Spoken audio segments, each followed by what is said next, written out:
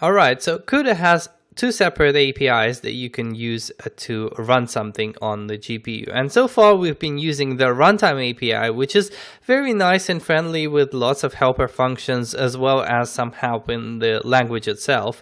And that's all well and good, but there is another API called the driver API. And surprisingly enough, this API uses a header called CUDA.h and a library file called CUDA.lib. So you might think this is like the core of CUDA, and I suppose in a way it is. What the driver API gives you is a low-level control of CUDA, and this means being able to do things like loading and unloading modules, for example, invoking functions explicitly. You can think of it as a service API with no syntactic sugar, so you don't get the use of those triple chevrons or the nice DIM3 structure or anything like that.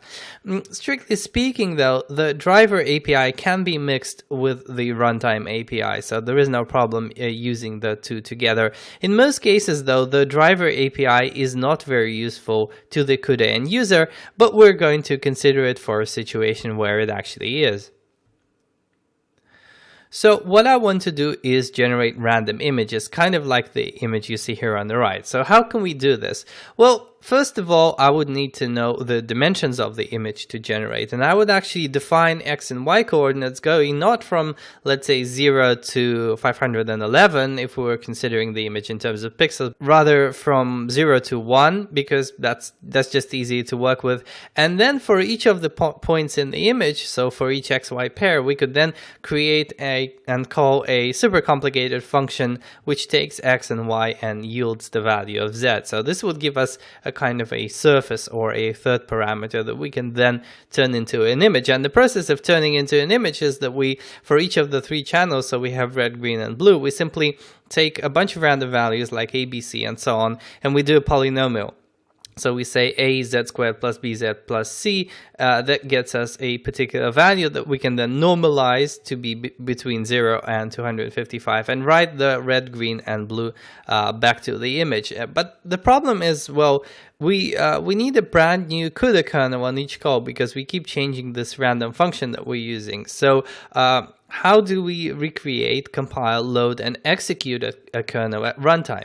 And the answer is that we can use this other API called the driver API to do this. So in order to demonstrate the use of driver APIs, I'm going to do something different now. Instead of writing out the whole application and running it, I'm basically going to just show what I've done because there's quite a bit here. And I'm going to start by just launching the application that I've written so that you can appreciate what's going on. So here is my random image generator. It's only got one button called update image.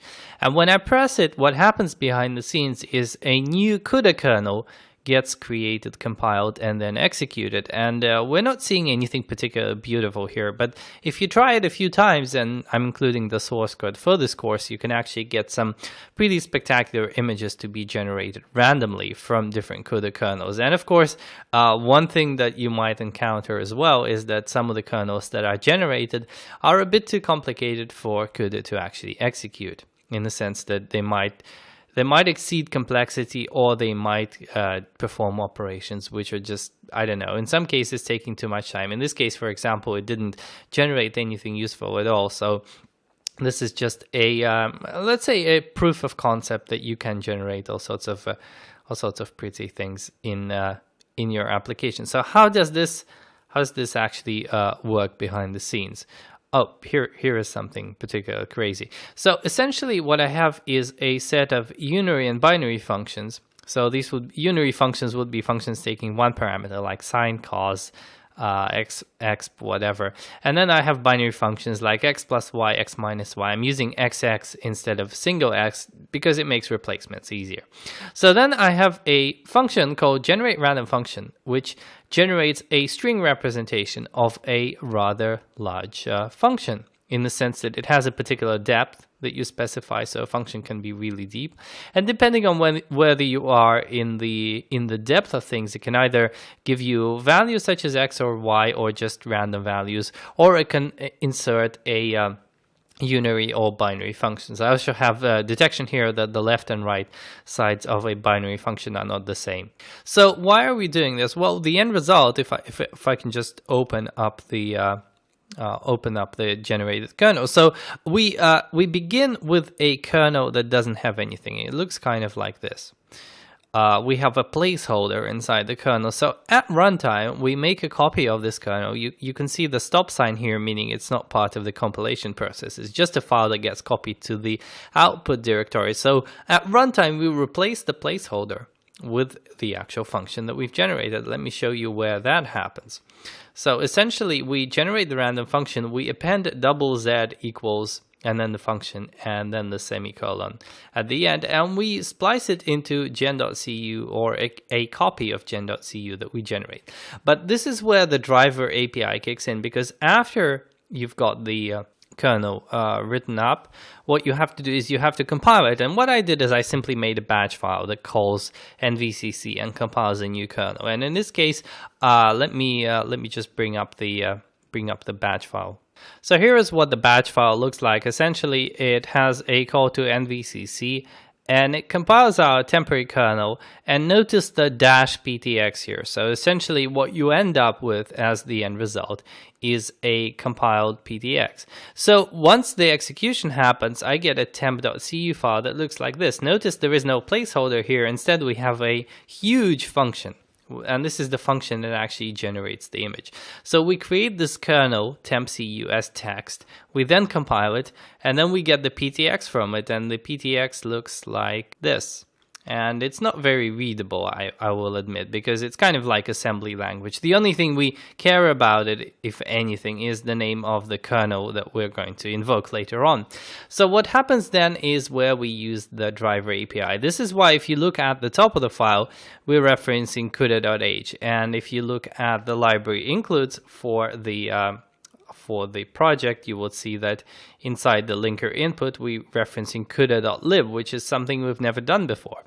All right, so how does this actually work? Well, the driver API is a different set of APIs that's much more low level. You can see some of the things that are happening here. We have to explicitly initialize the CUDA runtime, get the device, create the context, and then here is the fun stuff. So we use this call to CU module load to actually load a CUDA module, which is loaded from our PTX. So that's where we can get it from. Another alternative is to compile the kernel into a CU bin, a CUDA binary, and load it from there. But I'm using PTX here because PTX is, you can consider it a kind of portable representation of some source code. So there is no problem loading it. And then we simply get the function that represents our kernel. Here it is. And instead of using the triple angle chevrons, we simply do CU launch kernel. Notice instead of dim3, we have to explicitly specify the dimensions of the grid and the block. So that's no particular problem. We also have to explicitly specify the parameters, the arguments in a kind of array of pointers. But once again, that's not a problem. And then we just invoke the thing. And notice that up here, I'm using current create generator. So I'm using a higher level construct, shall we say. And as you can see, there is no problem mixing the two. So essentially, I make my 9 random values for generating the R, G, and B values. And when we go to launch the kernel, we specify those factors in. And the kernel subsequently then uses them. And here is the actual polynomial evaluation here. I made it different. I made it ax cubed plus bx squared plus cx just for the fun of it. It doesn't really matter. In both cases, it produces something interesting. So this kernel, it gets compiled at runtime. It gets executed, it gets loaded into memory, gets executed, and then subsequently you can load it up and get some result from it. Let's do a few more just for the fun of it. Maybe 1 or 2 more.